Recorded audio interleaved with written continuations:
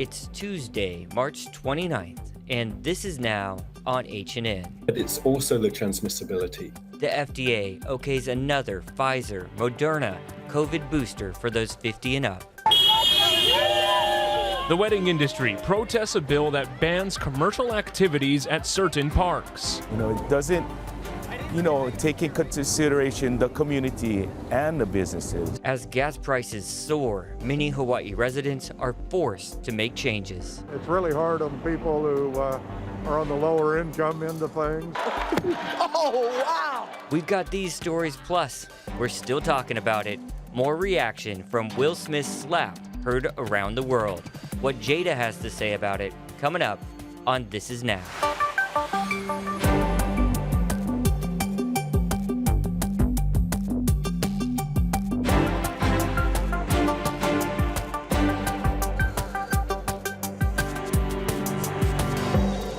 Good afternoon. Thanks for watching This Is Now. I'm Jonathan Sapi alongside Mark Carpenter here today at noon. Thanks for having lunch with us. Today Oahu's wedding industry is renewing its calls for action. That's right. Members of the Oahu Wedding Association gathered at Honolulu Hale today, urging Mayor Rick Blangiardi to veto Bill 38. Their message in today's Talker.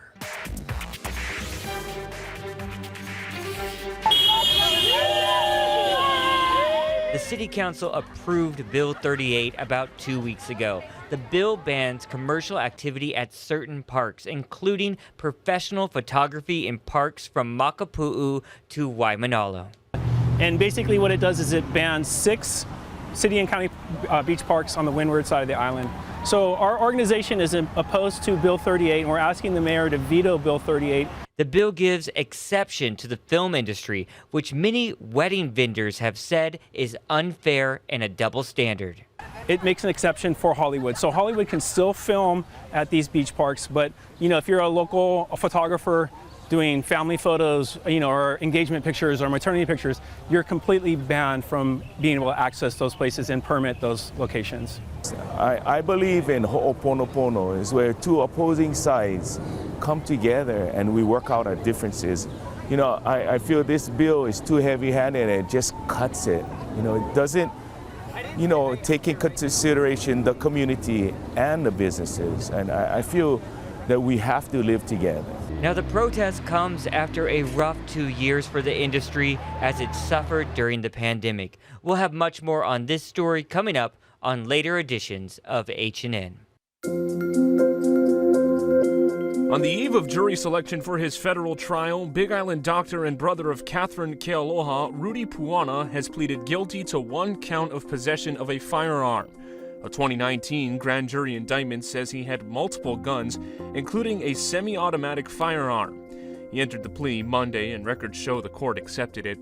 Now, he's still scheduled to go to trial for a number of drug-related offenses, including the distribution and dispensing of fentanyl and oxycodone. Jury selection started today, and the trial is expected to begin shortly after.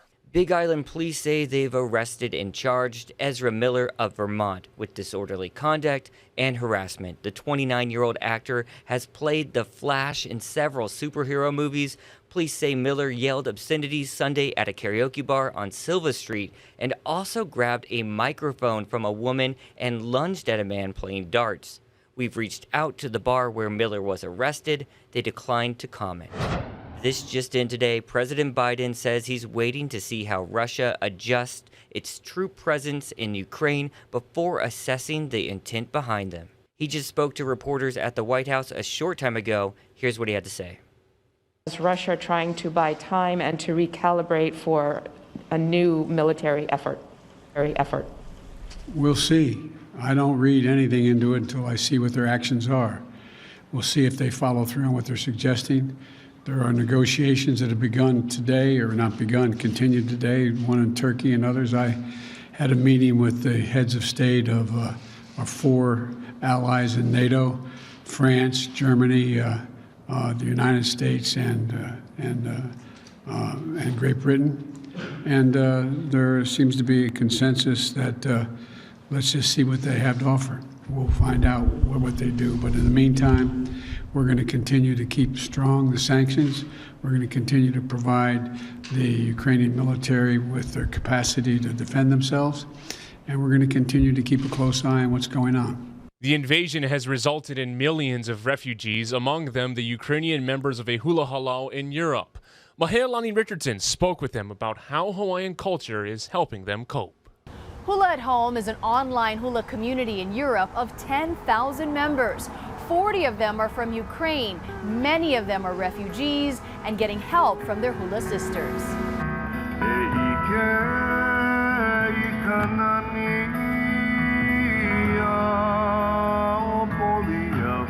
Anastasia Ivanovska once danced this mele of Poliahu by Waipuna at St. Michael's Golden Dome Monastery in Kyiv. After the invasion, she fled with her 12-year-old son on a train, leaving her husband, who's fighting with the Ukrainian military. They traveled for 2.5 days to be with other hula sisters in Germany. The pain of war is overwhelming. It's really humanitarian catastrophe because not everyone can escape. They're still in their basements. They're still hiding in shelters. She brought her ukulele and sings the anthem of Ukraine. And she makes lei with others to help soothe the soul. Hula heals, you know, it helps, and Hawaiian music heals, and playing ukulele heals. Olesia Bogilo is also a hula instructor in Kyiv, where Russian bombs rained down. When I hear the sound of missile, I was woke up by it. And I think I will never forget this sound. She fled with her 11-year-old son by car to Denmark, leaving everything behind. I have a big, nothing in my heart. And that's why I can't dance at all. I play ukulele and sing Hawaiian music too. I have a collection of ukuleles. She's heartbroken without her treasured Hawaiian instruments, but slowly the steps are coming back. I love dancing hula very much because for me it's like the song from my heart, and step by step we're starting to dance again. Mahealani Richardson, Hawaii News Now. As authorities prepare to extradite the Hawaii Loa Ridge murder suspect back to the islands, more is coming to light about how he was captured. Here's Lynn Kawano, our chief investigative reporter. I spoke with contacts in LA with the LAPD as well as people here to get the confirmation. And it's pretty interesting how they were able to get Barone while he was on the bus. As you remember, he was hiding in this little niche in this area where no one should have been. And they noticed some equipment was malfunctioning or wasn't properly intact. They had been watching him. U.S. Marshals, LAPD had been watching him, and they knew he was on this Greyhound bus bound for Mexico. Yet when they pulled the bus over, they couldn't find him. They pulled all the passengers off. They spoke to all the passengers, and he wasn't there. They looked under the seats. They looked everywhere they could on the bus, and they couldn't find him. And I'm told there was some doubt. You know, are you sure this is the right bus? Are you sure this is the right bus? And hand it to those officers with LAPD and the U.S. Marshals, because they didn't quit. They knew he was on that bus. What they did was they pulled out all the luggage, and they matched the luggage with the passengers. And there was an extra bag. Whose bag was that? So they knew that he was indeed on the bus. It kept them from quitting, from letting the bus go. He would have been to Mexico if they had let that bus go, if they didn't take that extra step. Once they knew that the bag was on there and that he had been on the bus and the bus had not made any stops up until that point, they went through and they looked in every little nook and cranny on that bus, and they found him hiding. You know, he's a small guy. He could fit in a lot of spaces, and they found him hiding in there. And it's really interesting. I think it's just great police work, and it's great, you know, that they didn't quit, because he would be gone. In court documents, police say 23-year-old Juan Theodore Barone confessed to killing 73-year-old Gary Ruby and then encased his body in concrete. To learn more about this disturbing case that has shocked the community, Just head to your H&N digital platforms. We have a special documentary there that examines everything we know about the case so far. The FDA is expanding the emergency use authorization for all adults over 50 years old to get another COVID-19 booster. This is for both the Pfizer and Moderna vaccines. A second booster can now be given 4 months after the first. A second booster shot was previously only allowed for people over the age of 12 who had severe immune deficiencies. The CDC is not expected to officially recommend a second booster shot, but instead okay shots to be given for those who want them. The medical community is mixed on whether additional booster shots are necessary to properly protect people from the virus. Here's what Paul Burton, Chief Medical Officer of Moderna, had to say. Kate, I do. Look, we've seen all along with the natural history of this disease and this virus that it's able to make these very large evolutionary changes that brings with it immune evasion. I think the only way that we're going to get to a period of stability and ultimately to an endemic disease is to keep people protected, keep their antibody levels up, and I'm afraid that means regular boosting for now. Out in East Oahu, the city unveiled its latest efforts to keep pedestrians safe at one of the island's busiest crosswalks. Here's a look at what's known as the Rectangular Rapid Flashing Beacon. It's right on Kailua Road, next to the Kailua Town Center. It's armed with bright flashing lights urging motorists to stop and allow pedestrians to cross all the way through without having to stop at the median. Here's Deputy Director with the City Department of Transportation Services, John Nouchi. We've seen the benefit that it's immediately brought to this community. We can see people behind us using this, activating the light, seeing the LED beacons flash, and therefore alerting motorists that a pedestrian intends to cross. And it's a safer designed crosswalk. The pedestrian only has to cross 2 lanes at a time, and we believe that it will enhance greatly the safety of this crossing here. The drivers all across the state continue to experience the soaring gas prices, and as Sammy Salina explains, many are adjusting their overall spending just to keep driving. The average price per gallon is $5.15 according to AAA, and people are telling me that they're already seeing a change in the way they spend and the way they think about transportation.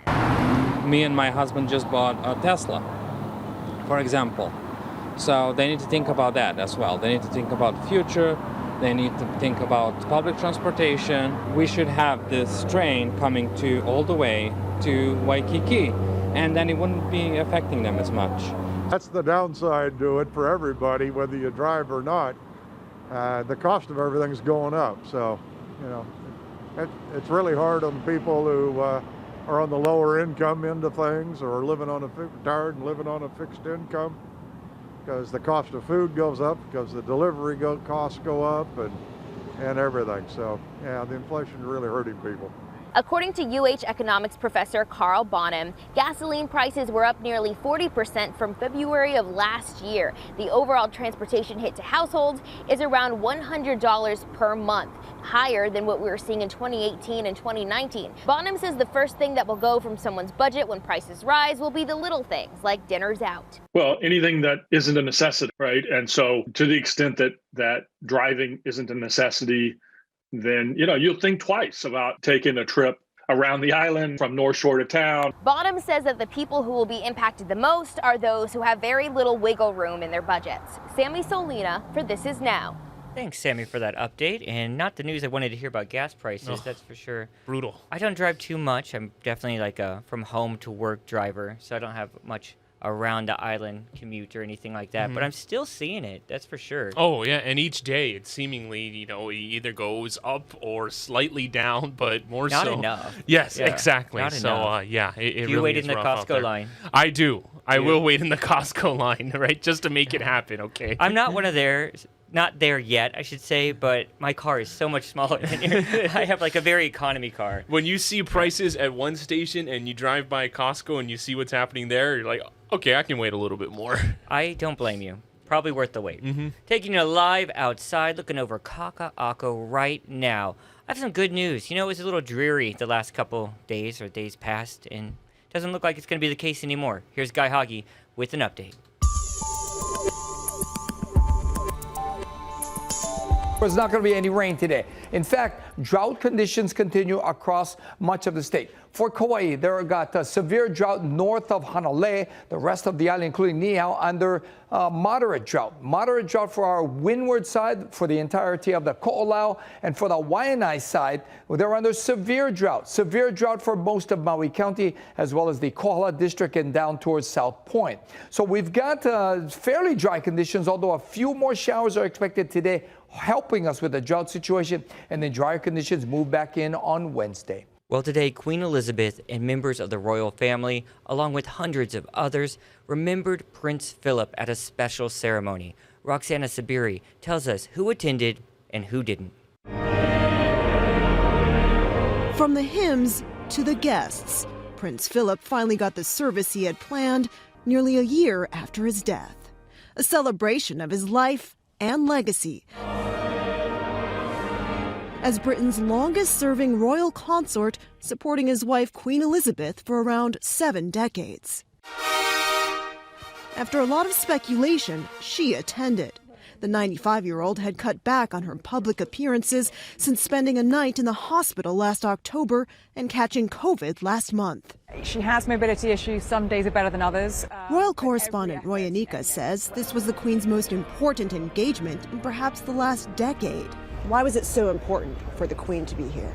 She wanted to be here in order to show her, pay her respects, to pay tribute, and also to thank all the people who've come together to honour him today. At Prince Philip's funeral last April, pandemic restrictions meant only 30 people were allowed inside. This was his son Prince Andrew's first public appearance since settling a sexual assault case in the U.S., brought by Virginia Giuffre. She had claimed the late sex offender Jeffrey Epstein trafficked her to the prince. And while grandson Prince William and wife Kate attended, Prince Harry stayed in the U.S. No longer a working member of the royal family, he's in a legal dispute with the British government over security arrangements for him and his young family when they travel to the U.K. Still, his spokesperson says the prince plans to visit the Queen as soon as possible. She has yet to meet Harry and Meghan's daughter, Lilibet. She was named after the Queen and born shortly after the death of Prince Philip. Roxana Saberi, CBS News, London. All right, let's see what the internet is talking about today. And something really cool happening on KHNL. Season 2 of The Young Rock is out. That's right. It's already well on its way. Picking up. And we have a special clip that NBC is sharing with us. Let me play it out for you. Okay, let's get to business. As you know, I'm temporarily taking over for my mom while she handles her legal issues. So let's go through Saturday's match. Ata. Yes, Sika. I have an idea I want to try called Touched by Ghosts. See, I dye my hair all white. Now, either I'm a ghost or I'm a warrior who fought ghosts and survived, but I paid a price. My white hair. I always carry the mark. That's deep. Okay, well, maybe I was also thinking, I know I'm super strong and all, but what if I had a weakness, and that weakness was feet? Women. You know what, Tony, I think... Eat some bad beans and magically become smart. You know what? These are great ideas. How about we all write them down, and I'll think about it. Bob has pens and paper. The Young Rock airing tonight on KHNL, and that Randy Savage. Pretty good, I was right? about to say, we need more clips of the Macho Man. And you notice nowadays that the Macho Man style sunglasses, I was those are walking by in now. the Oakley store, and they're Yes. like a flashback to my 90s self. Very popular I now. remember finding a pair Yeah. in the ocean in like 1992, and Yeah. it was the best treasure of my life. What's old is new again. Yeah. All right, back to what everyone is still talking about. We're only going to play the clip once. The slap. Yep. I don't have audio on this anymore, but everyone knows this now. Yeah, we're continuing to monitor all the fallout from the Will Smith Oscars controversy, just waiting to hear from the parties involved. Now, Jada Pinkett Smith broke her silence today, posting on Instagram, "This is a season of healing, and I'm here for it." Now, it's her first post since her husband Will Smith slapped Chris Rock at the Oscars for joking about her shaved head. Now, her husband took offense since she suffers from hair loss due to an autoimmune disease called alopecia. Smith issued an apology to Rock on social media on Monday. But in regard to any in-person actual conversations about this, no word on that front just yet. And a lot of people saying that this would just destroy Chris Rock's career, but that doesn't seem to be the case. Yeah, no, and I think more and more people want to see what he has to say, trying to go to his act, to his performances. Now, a sign that any PR is good PR. Now, since Rock was slapped on stage, buzz around his tour has surged. According to ticket reseller TickPick, sales for his lineup of shows has spiked from $46 a ticket to over $340 in just a matter of days. Really just remarkable. That is surprising. And yeah, I mean, I think we're all waiting to see what he has to say for whatever his next, big special is going to be. He's going to address it. And we're also waiting for the sit-down interviews from either Rock, Will Smith, Jada. So we'll see. Can that be the last story we do on it for the week, though? Maybe. Yeah. I know it's not going away anytime It's not soon. going away, yes. You'll keep hearing about it. All right, Mark, listen to this lineup. Ted Danson, Holly Hunter, Fran Drescher, all appearing tonight in the episode of Mr. Mayor. And we have Mark Barger with a preview of that. Oh, honey. Wait, we're allowed to call him honey? No, absolutely not. Sorry, it's a scam. L.A. Mayor Neil Bremer gets a crash course in dating apps on tonight's Mr. Mayor. That was a lesson in how online dating and texting and all of that has its traps, I'd like to see a bot with a figure like this. That's probably just a stolen image. Turns out that's not the case. It's a sexy 60-something named Angelica Masters, played by Fran Drescher. She's on what she calls a tramp page. So she's recently divorced and she's out to have a good time and hot to trot. We could meet in person. Do you eat dinner? Every night, except when I fall asleep on the couch. I wear many different costume changes in this episode, and everything was very upscale, very couture, lots of expensive shoes, and I love that stuff. And for Drescher and Ted Danson, it was the chance for a couple of sitcom legends to pair up. I feel very blessed to have been able to work with him. When you work with somebody that's been doing it for years, it makes such a difference. She's such a delight. She's so good and so funny. Maybe making for a mayoral match. Then I'll see you tonight. I must say, though, while I'm not a robot, I am a machine. Mark Barker, NBC News. All right, that airs right after The Young Rock. So great lineup tonight on KHNL. So that's at 7:30 KHNL. Yeah. All right, we have time for some more entertainment news. Another award show. No, and that's not another Chris Rock, Will Smith story. Who knows what's going to happen? The Grammy Awards are this Sunday, and Big Island native Kalani Pe'a is on track to perform.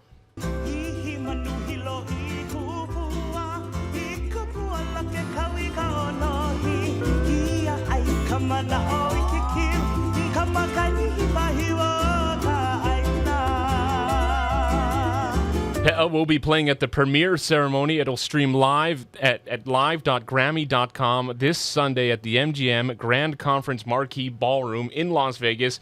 It's hosted by LeVar Burton. The two-time Grammy Award winner is nominated this year in the Best Regional Roots category for his album Kaukape'a. And McKenna Maduli will be on the red carpet as well on Sunday. You can see her full report that night on Hawaii News Now at 10. McKenna, if you're watching, take me with you. I didn't know she was going there. Awesome. Really cool. Big win, too, Mark. Check this out. We don't know her last name, but Michelle M. took home $1.3 million jackpot. Let's go. Yep, from downtown Vegas. California Hotel and Casino. She was playing Wheel of Fortune, had a $5 bet. This all took place, I believe, yesterday. It's the second big winner we're hearing about from downtown Vegas this year alone. And everyone wonders why Hawaii people go to downtown Las Vegas. That's why. An opportunity to cash in. Except for me. All right, guys, that's going to do it for This Is Now. I hope you have a lucky day.